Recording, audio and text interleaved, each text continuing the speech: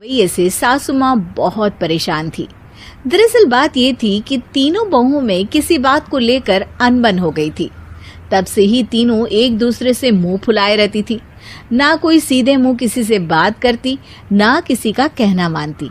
पड़ोसी भी इस बात को जानते थे और जाने कैसे कैसे बातें भी करते। इसीलिए सासू माँ ने तीनों बहुओं को तुरंत अपने कमरे में बुलाया। मैं कई दिनों से देख रही हूँ, तुम तीनों अलग अलग सारे काम कर रही हो। ये सब नहीं चलेगा, तीनों को मिलकर ही काम करना पड़ेगा। सास की बात सुनकर एकदम से बड़ी बहू बोल उठती है। नहीं मम्मी जी, मैं इन दोनों के साथ कुछ नहीं कर सकती। मैं इस घर की बड़ी बहू हूँ, फिर भी ये मेरा कहना बिल्कुल भी नहीं मानती। अरे जेठानी जी, जानबूझकर मुझे डबल काम करवाती है आप। और छोटी मुझसे टेढ़े मुंह ही बात करती है। इन दोनों के बीच हमेशा सैंडविच बन जाती है मेरी, और मैं हमेशा आलू की तरह बीच में मसली जाती हूँ। मम्मी जी, इन दोनों को लगता है कि मैं छोटी हूँ तो इनके पैरों तले दब जाऊंगी, लेकिन नहीं, मेरा भी उतना ही अधिकार है जितना इन दोनों का है। बड़ी आई दोनों मेरी चुगली करने के लिए, मुझे क्या कम समझ रखा है। तीनों बहू एक दूसरे से बहस करने लगती है और सास दोबारा ये देखकर टेंशन में आ जाती है और सबसे कहती है, चुप हो जाओ, अब से तुम तीनों सारे काम एक साथ करोगी। आंख बंद करके एक दूसरे की बात सुनोगी। तुम तीनों इस बात को गांठ बांध लो, वरना अगली छुट्टियों में तुम्हारा अपना मायके जाना कैंसिल। सास की बातें सुनकर डर के मारे तीनों हामी भर देती हैं। जी मम्मी जी, मैं समझ गई। हाँ मम्मी जी, जैसा आप कहें।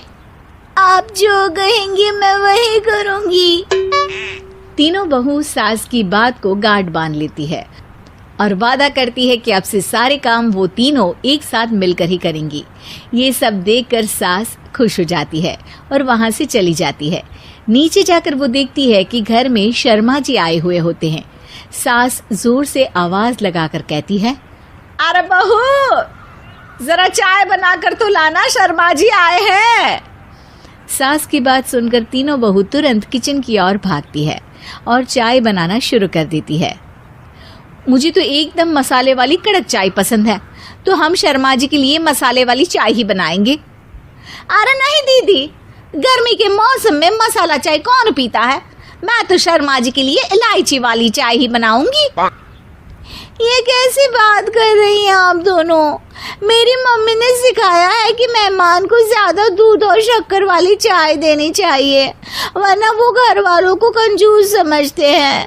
तो मैं तो शर्मा जी को ऐसी ही चाय दूंगी। तीनों बहुएं अपने अपने तरीके से चाय में शक्कर, मसाला, पत्ती सब डाल देती है।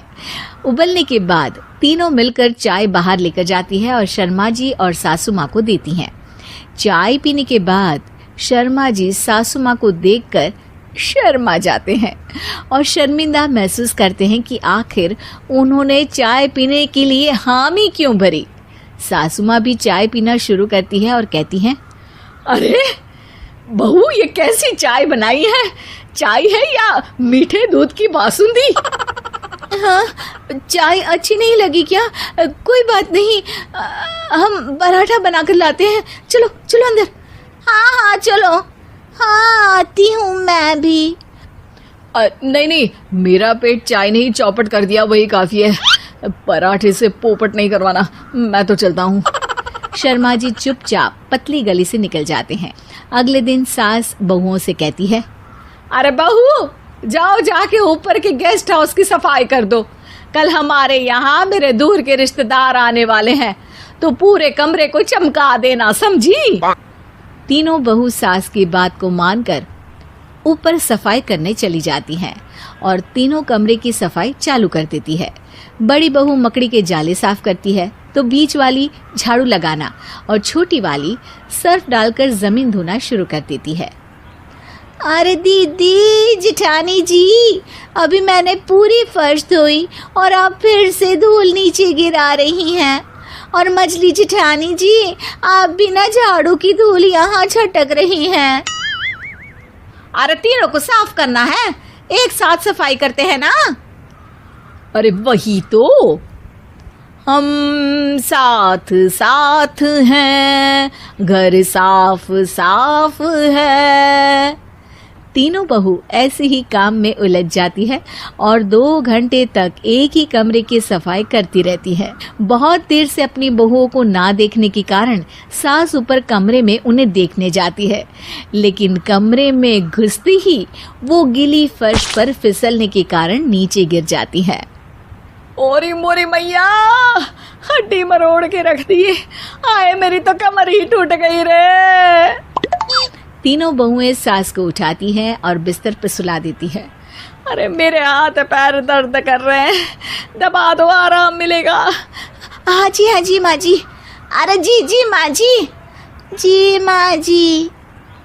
और तीनों बहुएं एक साथ सास के हाथ को दबाना शुरू कर देती हैं। माँ की तो चीख ही निकल जाती है और नतीजा ये होता है कि सास के बचे हुए शरीर में भी दर्द उठ जाता है। हाय राम, ये क्या कर दिया तुम तीनों ने। अरे मेरी तो किस्मत ही फूटी है कि तुम जैसी बहुएं मुझे मिली। हे भगवान, पूरे शरीर में दर्द बढ़ गया है। अब तो पता नहीं कि चल भी पाऊंगी या नहीं। माफ करो, मुझे गलती हो गई मुझसे कि तुम तीनों को एक साथ काम करने के लिए बोला।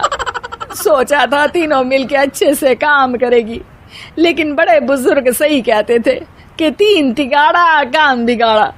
तुम लोगों ने ये बात ना आज साबित करके दिखा दी। तुम तीनों को तो समझाना यानी मानो भैंस के आगे बीन बजाना है। तुम्हें अकेले अकेले काम करना है ना, तो अब से तुम अकेले ही अपना अपना काम करो। तीनों बहुएं वहां से जाने लगती है। अरे कहाँ जा रही हो? आप ही ने तो कहा कि अपना अपना काम करो, तो मुझे मुल्तानी मिट्टी लगानी है। अरे मुझे भी तो नेल पॉलिश लगानी है। मुझे ना मेहंदी लगानी है। सास अपना सर पीट लेती है और कहती है, अरे मुझे भी लगाना है कुछ। क्या माँ जी? क्या माँ जी? क्या माँ जी? तुम्हारे घर वाले